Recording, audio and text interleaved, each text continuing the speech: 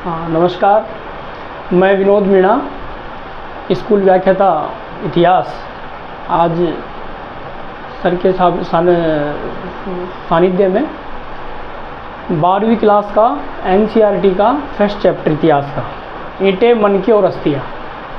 जैसा कि नाम से जाहिर है कि हम सिंधु घाटी सभ्यता के बारे में अध्ययन करने वाले हैं। ये चैप्टर या तो अपन क्लास के परिप्रेक्ष्य में बात नहीं करेंगे, जैसे जितने भी आर एस के क्या मैं पूरी RPSC को ही बोलूँ, RPSC और RSMB जितने भी एग्ज़ाम होते हैं, कॉम्पिटिटिव एग्ज़ाम होते हैं, उनमें सारों में ये सिंधु घाटी वाले क्वेश्चन तो ज़रूर आते हैं। प्राचीन भारत में एक मुख्य महत्वपूर्ण टॉपिक है।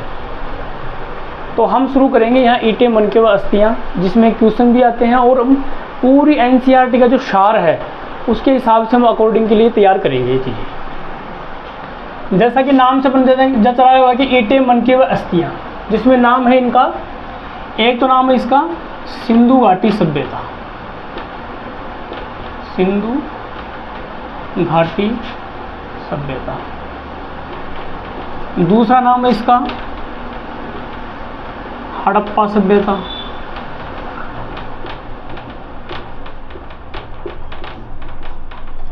तीसरा नाम है इसका मोहनजोदड़ो, मोहनजोदड़ो की सभ्यता।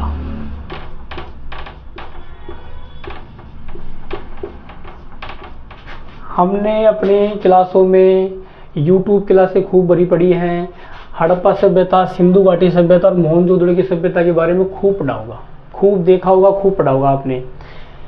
मैं आपके लिए उसकी थोड़ी सी जानकारी ये शेयर करना चाहता हूँ कि आपकी इन चीज़ों को अपनी भाषा में कैसे आपको अपनी माइंड में क्लियर हो जाए ये चीज़ें।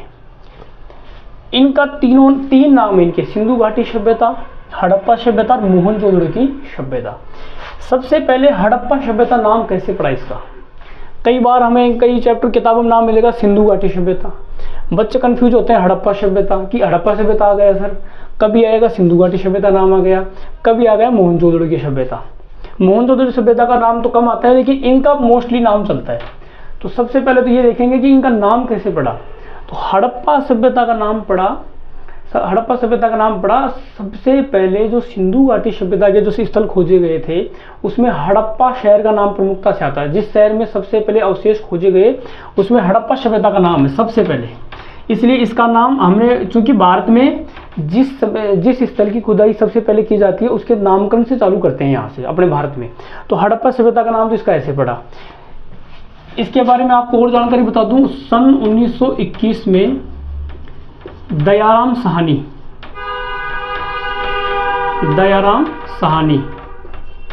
ने इसकी खोज की थी। लिखना नहीं है आपको, एक बार मोस्टली देखना है मौखिक रूप से। सन 1921 में दयाराम साहनी ने इसकी खोज की थी, हड़प्पा नाम से, इसका नाम हड़प्पा सभ्यता पड़ा है। ठीक है। सिंधु घाटी सभ्यता, सिंधु नदी के आसपास के स्थलों पे ज़्यादा बहुतायत की संख्या में ये मिले। हड़प्पा सभ्यता के जो स्थल मिले जो सिंधु घाटी सभ्यता के आसपास में, उस नदी के आसपास के इलाकों में मिले, तो इसका नाम सिंधु घाटी सभ्यता निकला। तीसरी बात, मोहनजोदड़ो की सभ्यता। मोहनजोदड़ो की सभ्यता के बारे में हम बात करते हैं तो मोहनजोदड़ो उस समय एक बिल्कुल नियोजित शहर था, एक पूरी तरह परफेक्ट बसा हुआ शहर था। ऐसे जैसे कि आजकल जैसे अपन भूगोल में पढ़ते हैं अधिवास, नियोजित शहर, ये चीज़ें जैसे बड़े बड़े शहर है। जैसे मैं आपको फॉर एग्जांपल बताऊं, आज के परिप्रेक्ष्य में जैसे गुड़गांव है, साइबर सिटी है, ग्रेटर नोएडा है, अपना यहाँ जयपुर देख लो, जयपुर पूरी तरह से वास्तुशास्त्र पर आधारित बना हुआ शहर है। ऐसे ही उस समय मतलब आज जैसे 2024 चल रही है और उस समय 2600, चूँकि हमें पता है कि सिंधु घाटी सभ्यता का टाइम पीरियड 2600 ईसा पूर्व से 1900 ईसा पूर्व माना गया। ये मतलब NCERT की विशेषज्ञों के अनुसार सर्वसम्मत मानी गई है। ऐसे तो कोई किताबों में 3250 से 2650 है, कोई किताबों में 2750 से 2000 ईसा पूर्व है। तो कुल मिला के मोस्टली विद्वानों ने ये मानी है। तो आज के परिप्रेक्ष्य में हम देखें कि 2600 और 2024 ये लगा लो, लगभग 4600 साल पहले की बात कर रहे हैं अपन।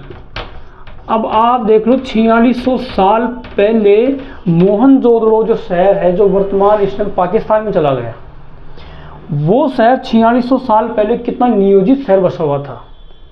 जैसे नालियों के निर्माण पहले किया गया, नालियाँ पहले बनाई गई, खिड़कियों को, नालियों को पूरी तरह से कटाव तरीके से, ऐसे एक प्रॉपर तरीके से वो शहर बसाया गया था मोहनजोदड़ो। तो इसका नाम कई जगह मोहनजोदड़ो की सभ्यता भी नाम आता है। तो इसके 3 नाम हो गए, सिंधु घाटी सभ्यता, हड़प्पा सभ्यता और मोहनजोदड़ो की सभ्यता। फिर चूंकि पाठ का नाम है ईंट, मनके व अस्थियाँ, यानी इनका पता कैसे पड़ा कि ये अस्थियाँ खोजी गई, ये सभ्यता खोजी गई। तो ईंटें मिली वहाँ पर, मनके मिली आयताकार, बेलनाकार, चौकोर, जो कि सेलखड़ी से बने हुए थे। सेलखड़ी क्या एक मुलायम का पत्थर आता है, उससे बने हुए होते थे। और अस्थियाँ हड्डियों से, कार्बन 14 जो डेंटिंग पद्धति के द्वारा पता किया गया, तो उनके द्वारा ये चीज़ें हमें प्राप्त हुई थी। एक सिंधु घाटी सभ्यता जो विश्व की आधुनिक मतलब इतनी प्रचुर मतलब विकसित सभ्यता मिली अंग्रेजों को उस टाइम में। पता किसने लगाया? अब प्रश्न उठता है कि सर नाम तो हमें 3 याद हो गए, सिंधु घाटी सभ्यता, हड़प्पा सभ्यता, मोहनजोदड़ो की सभ्यता। फिर मोहनजोदड़ो खोज किसने की? 1900। हड़प्पा की खोज किसने की? 1921 में दयाराम साहनी ने इसकी खोज की। मोहनजोदड़ो की खोज किसने की? इसने करी 1922 में राखलदास बनर्जी ने।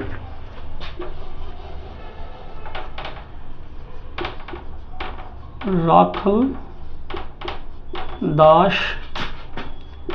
बनर्जी ने, ये 1921 में, ये 1922 में। पता पड़ गया कि भाई सबसे पहले 1921 में हड़प्पा सभ्यता, हड़प्पा नामक शहर में ये सभ्यता खोजी गई, इसलिए इसका नाम हड़प्पा सभ्यता पड़ा। सिंधु घाटी पड़ा, सिंधु नदी के आसपास में इसके बहुतायत की संख्या में, खूब सारी संख्या में स्थल खोदे गए, तो इसका नाम सिंधु घाटी सभ्यता पड़ गया। मोहनजोदड़ो कैसे पड़ा? मोहनजोदड़ो एक बहुत बड़ा और विशाल स्नानागार वाला शहर था, ये बहुत बड़ा नियोजित शहर था, इसलिए इसका नाम मोहनजोदड़ो पड़ा। इन तीनों को नाम हो गया। अब इसके बाद में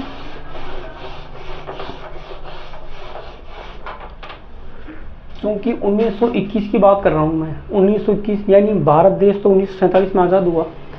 1921 में चूंकि अंग्रेजों का राज था, तो ये जितने भी ये थे ना, ये दयाराम साहनी, मैंने अभी नाम बताया, दयाराम साहनी हो गया, राखलदास बनर्जी हो गए, ये किन के नेतृत्व में काम कर रहे थे?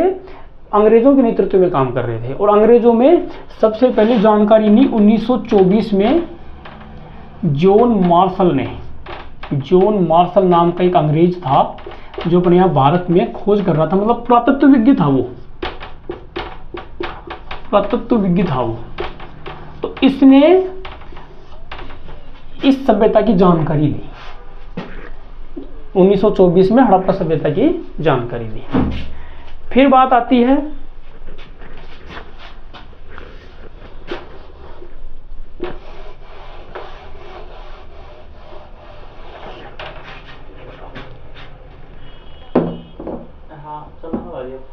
अब देखो,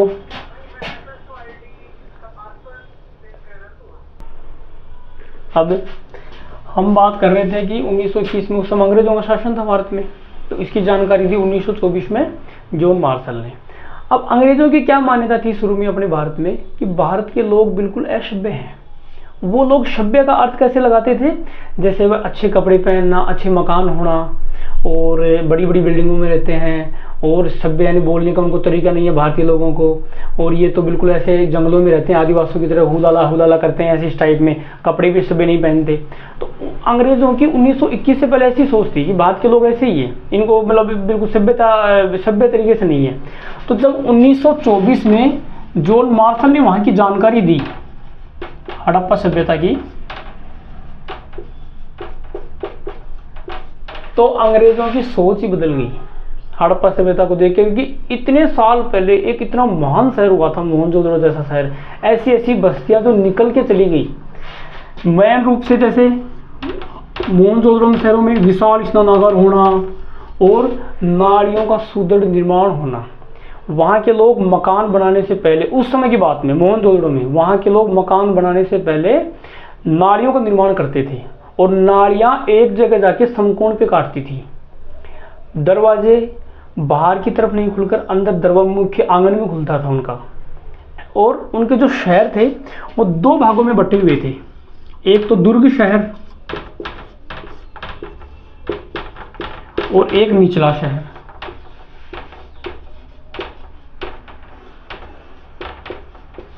ये चीजें देख के अंग्रेजों की सोच ही बदल गई कि ये लोग ऐसी चीजों, मतलब भारत में इतनी अच्छी मतलब विकसित सभ्यता विकसित हो चुकी थी, तो अंग्रेजों की पूरी तरह सोच बदल गई।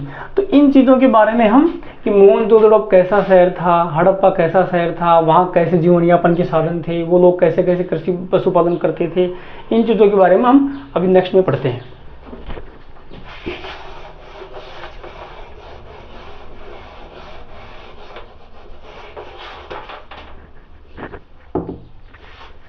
एक तो तीनों बता दिए, अब है उनके निर्वाह के तरीके।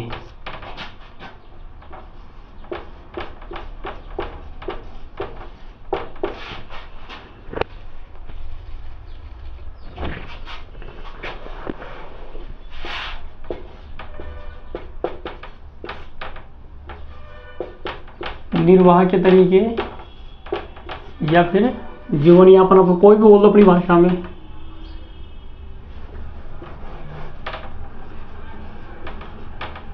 जीवन यापन के तरीके, यानी उनका जीवन कैसा था, कैसा खान पान था, कैसे वो उपजाऊ करते थे। तो एक तो सबसे पहले तो वो पेड़ पौधों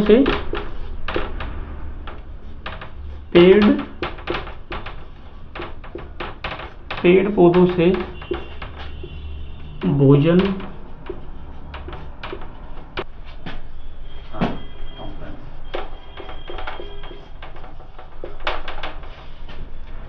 अरे ये तरीके,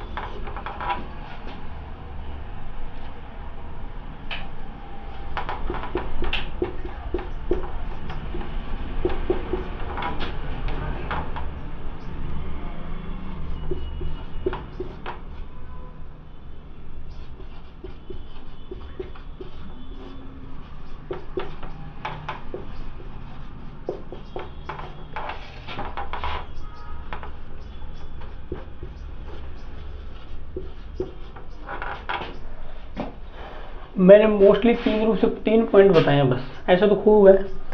पेड़, कुल मिला की बात ये थी कि पेड़ पौधों से जो भोजन प्राप्त करते थे, वो मछली खान पान करते थे और जंगलों में प्राप्त सामग्री का उपयोग करते थे। दूसरा,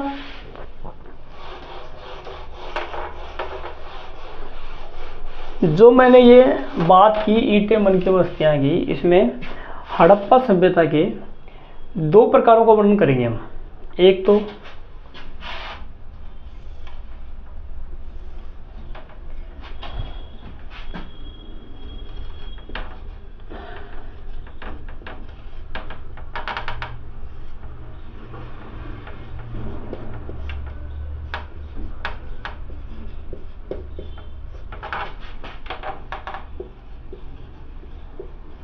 परवर्ती बोल दो या आप बोल सकते हो विकसित, एक ही बात है।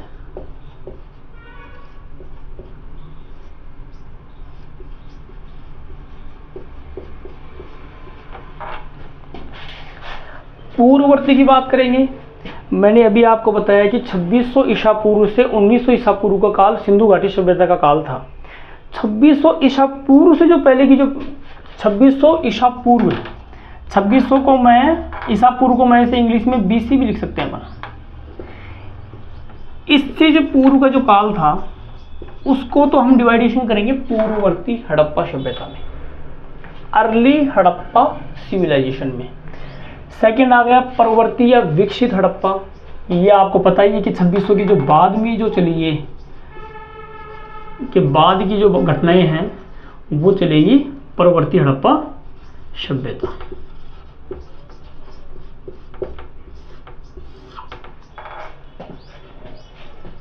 ये चीजें क्लियर हो गई। एक बार मैं आपको दोबारा रिमाइंड करवाता हूँ। मोस्ट इंपोर्टेंट है कि आपको क्लास में सब कुछ याद हो जाए। पाठ पढ़ रहे थे अपन ईंटें, मनके व अस्थियां। इनका कुल मिला के नाम एनसीईआरटी में ये कहना चाह रहा है, सिंधु घाटी सभ्यता के बारे में बताना चाह रहा है। एनसीईआरटी में ऐसे तो खूब सारा मैटर पढ़ा है, लेकिन मोस्टली ये चीज़ें हैं जिनको अपन देख सकते हैं। जैसे हड़प्पा सभ्यता नाम हो गया इसका, सिंधु घाटी सभ्यता नाम हो गया, और मोहनजोदड़ो की सभ्यता नाम हो गया। हड़प्पा सभ्यता का नाम कैसे पड़ा? 1921 में दयाराम साहनी ने इसको सबसे पहले खोजा, तो इसका नाम हड़प्पा सभ्यता निकला। दूसरा, सिंधु घाटी की सभ्यता, एक सिंधु नदी है, बहती है, वो पाकिस्तान में जाकर पाकिस्तान की तरफ चली जाती है। उस सिंधु नदी के आसपास के जो स्थल खोजे गए, ज़्यादातर बहुतायत संख्या में सिंधु नदी के आसपास में खोजे गए थे, तो इनका नाम पड़ा सिंधु घाटी सभ्यता। मोहनजोदड़ो का मोस्टली हम नाम क्यों लेते हैं? क्योंकि मोहनजोदड़ो उस समय एक विशाल शहर था, एक नियोजित शहर था, इसलिए इसका नाम मोहनजोदड़ो शहर पड़ा। फिर इसको दो भागों में अपन ने डिवाइडेशन कर दिया। एक तो बन गया पूर्ववर्ती हड़प्पा सभ्यता, एक हो गया परवर्ती या विकसित हड़प्पा सभ्यता। दूसरा, पूर्ववर्ती को क्या बोलेंगे? नाम से जाहिर है भाई 2600 ईसा पूर्व से पहले की बात है, तो 2600 ईसा पूर्व की जो घटनाएं वो क्या कहलाएंगे? पूर्ववर्ती हड़प्पा सभ्यता। और परवर्ती या विकसित हड़प्पा सभ्यता, हड़प्पा और लिख दो इसमें थोड़ा सा, ये लो, परवर्ती या विकसित हड़प्पा सभ्यता 2600 ईसा पूर्व के बाद की घटनाओं को परवर्ती हड़प्पा सभ्यता कहेंगे। ठीक है। अब इसमें और इसमें तो अपन को क्या मिलेंगी? छोटे छोटे जो कब्र मिल गई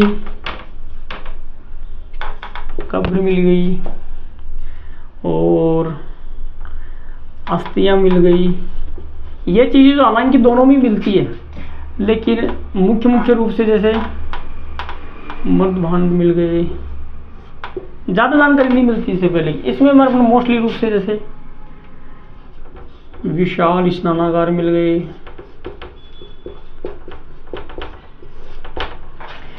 मिस्र के पिरामिडों की तरफ, मिस्र के पिरामिड की तरह कब्रगाह मिली यहाँ पर। और भी चीज़ें मिली है, जैसे आभूषण मिल गए। अब मैं राइटिंग जल्दी लिख रहा हूँ मैं आपको, ये चीज़ें मिल गई।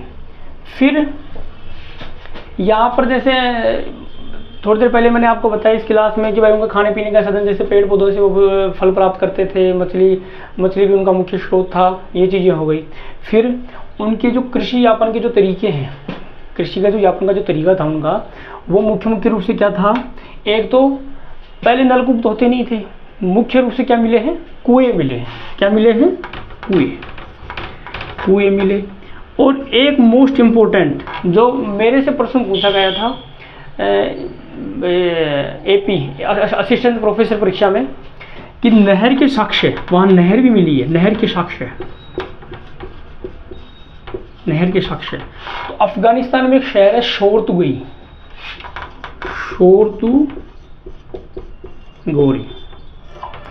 यहाँ पर मोस्ट इम्पोर्टेंट है अफगानिस्तान के शोरतुगोई में,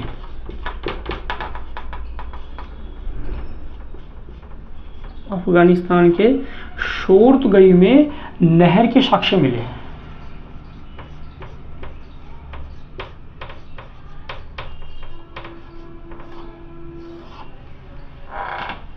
ये प्रश्न कई बार कंपटीशन एग्जाम में पूछते हैं कि अब सिंधु घाटी सभ्यता के किस स्थल से नहर के साक्ष्य मिले। दूसरा,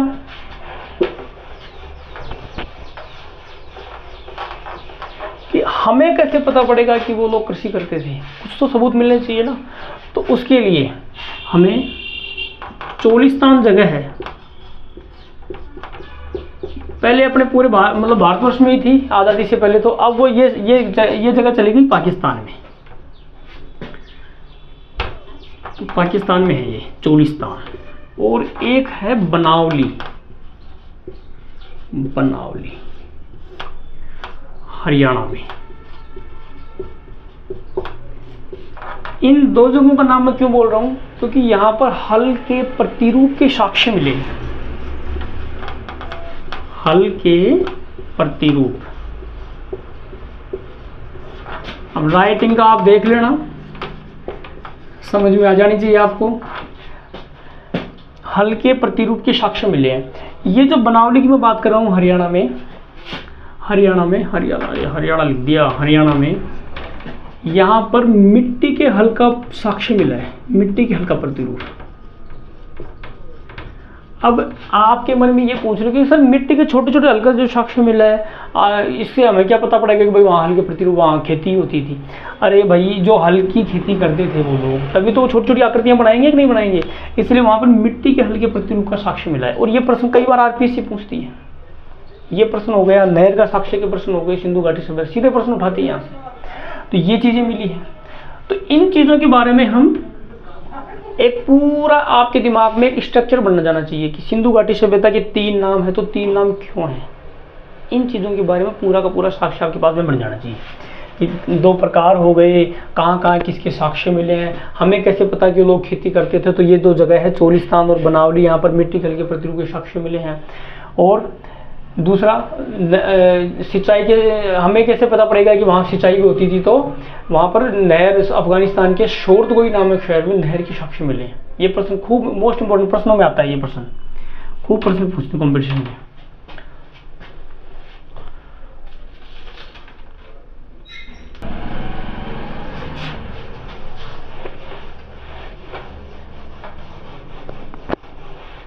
अब ये चीज़ याद हो गई होगी, तो मोहनजोदड़ो के बारे में आपको थोड़ा सा बताता हूँ मैं आपको।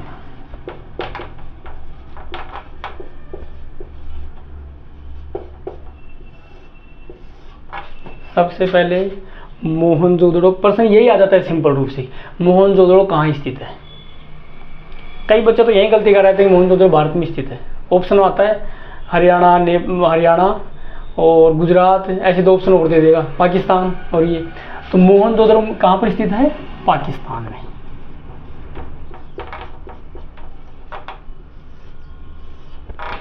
मोहनजोदड़ो के बारे में, मोहनजोदड़ो क्या एक विशाल नियोजित शहर था। ये नियोजित का मतलब पूरे तरीके से एक सिस्टमेटिक तरीके से बसाया हुआ शहर था। हम आजकल नहीं देखते जैसे लोग मकान बना लिए फिर नालियों का निर्माण बाद में कर रहे हैं। आजकल क्या, पहले भी जैसे एक दिल्ली शहर, तो दिल्ली का जो पुरानी जो दिल्ली है वो पूरी तरह से नियोजित नहीं बसी हुई है।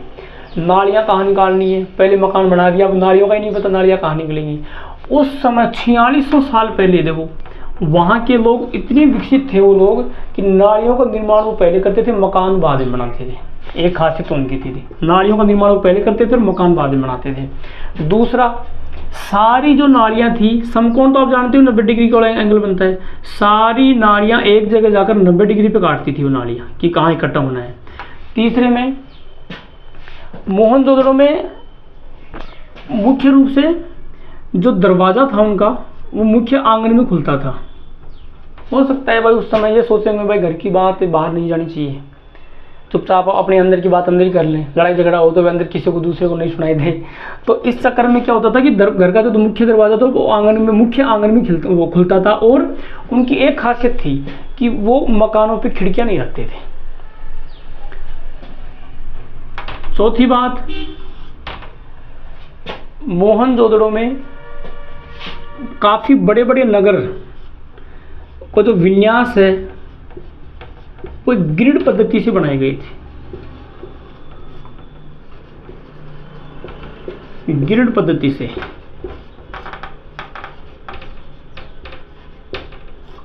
बनाया गया।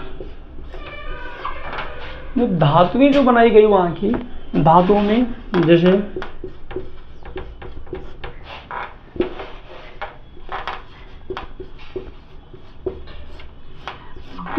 जैसे जो उनके जो मुख्य रूप से जैसे आभूषण बनाए गए, ये चीजें बनाई गई, वो मुख्य रूप से सेल खड़ी व कार्निलियन।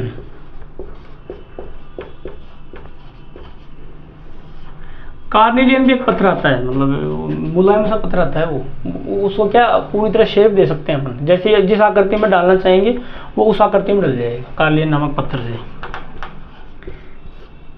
से ये लोग विभिन्न आकृतियां बनाते थे।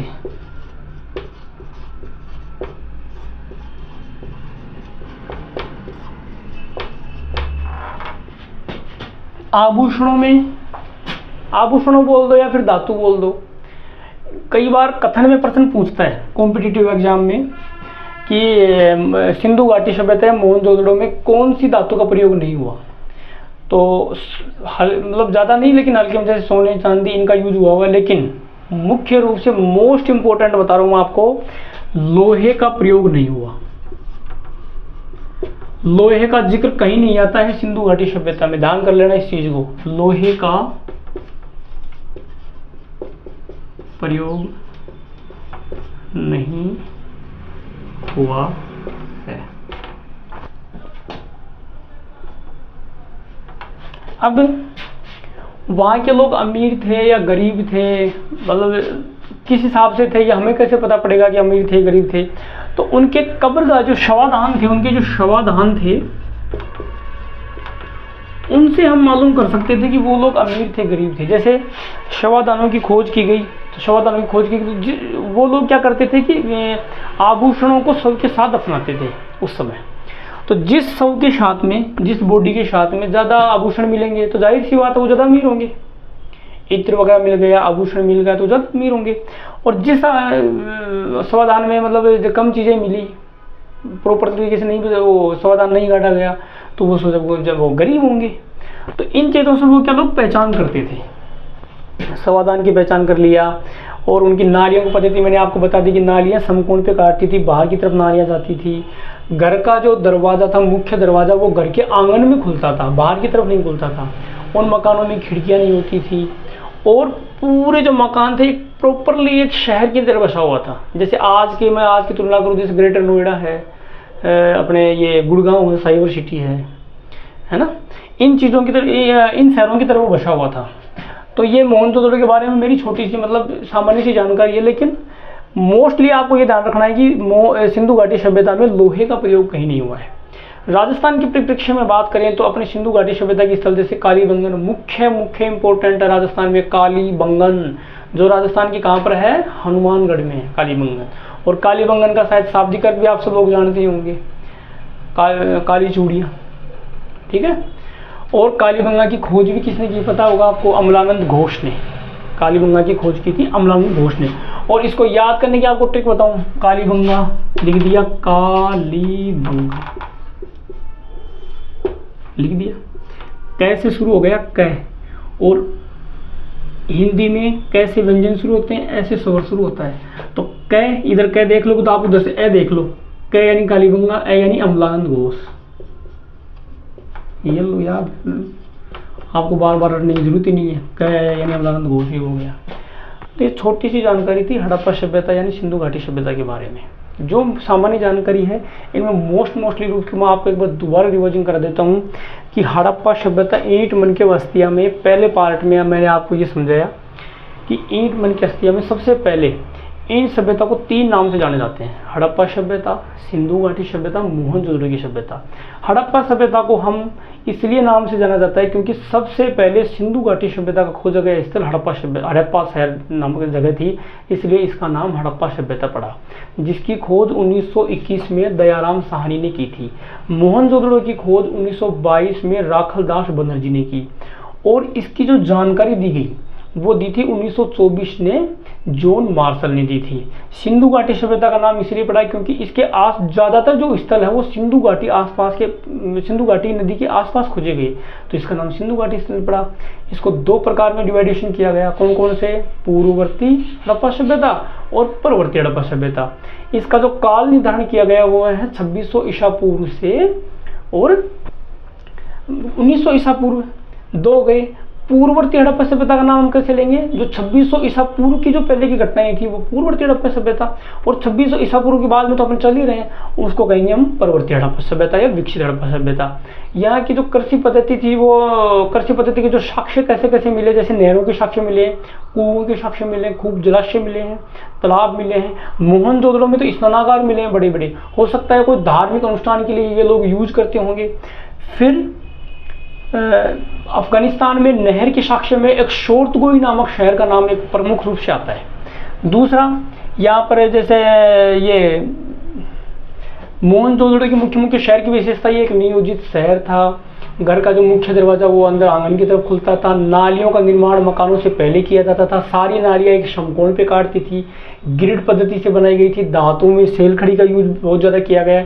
कार्नेलियन नामक पत्थर का यूज भी किया गया है। और इनकी जो दीवारें थी मोहनजोदड़ो जो सभ्यता की जो शहर की जो दीवारें थी उनमें जिप्सम का प्रयोग किया गया है। जिप्सम यानी जो प्लास्टिक पीओपी आता है ना, जो 10वीं में आपने पढ़ते होंगे पीओपी, 10वीं क्लास की साइंस में, प्लास्टर ऑफ पेरिस, उनका लेप किया गया था इन पे, इनकी दीवारों पे, वो साक्ष्य भी इनके मिले हैं।